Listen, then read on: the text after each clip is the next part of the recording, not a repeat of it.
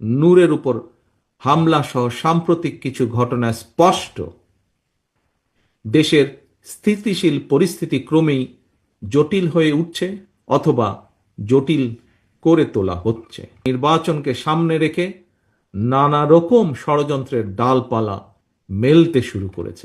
কোন ষড়যন্ত্র এই বিএনপির অগ্রযাত্রাকে রুখতে পারবে না ইনশাআল্লাহ।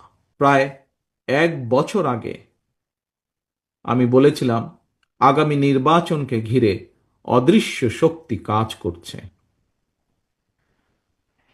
জনগণ লক্ষ্য করতে শুরু করেছেন নির্বাচনের মাধ্যমে জনগণের বাংলাদেশে জনগণের অধিকার প্রতিষ্ঠার সুযোগ বিনষ্ট করার ক্ষেত্রে প্রস্তুতে সেই অশুভ শক্তির অপতৎপরতা সাম্প্রতিক সময় ধীরে ধীরে দৃশ্যমান হয়ে উঠছে। প্রিয় সহকর্মীবৃন্দ, পতিত পরাজিত পলাতক স্বৈরাচার মুক্ত বাংলাদেশে অন্তর্বর্তীকালীন সরকার যখন জনগণের অধিকার প্রতিষ্ঠার পথে হাঁটছে, তখন কোন কোন রাজনৈতিক দল নির্বাচনের মাধ্যমে জনগণের অধিকার প্রতিষ্ঠার পরিবর্তে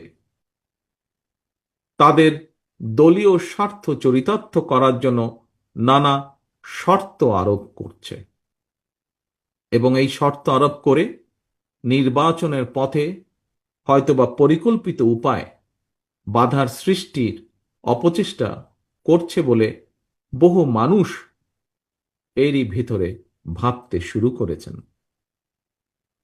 প্রিয় সহকর্মীবৃন্দ, সম্মানিত নেতৃবৃন্দ, প্রথম থেকেই বিএনপি দ্রুততম সময়ের মধ্যে একটি নির্বাচনের দাবি জানিয়ে আসছিল।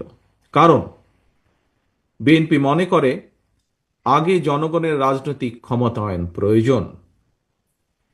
জনগণের সরাসরি ভোটে নির্বাচিত প্রতিনিধিদের নিয়ে গঠিত নির্বাচিত সরকার জনপ্রত্যাশা পূরণে যদি ব্যর্থ হয়, তাহলে পরবর্তী নির্বাচনে জনগণ ভোটের মাধ্যমে সরকার পরিবর্তনের সুযোগ পাবে, যা গণতান্ত্রিক বিশ্বে প্র্যাকটিস করা হয়ে থাকে।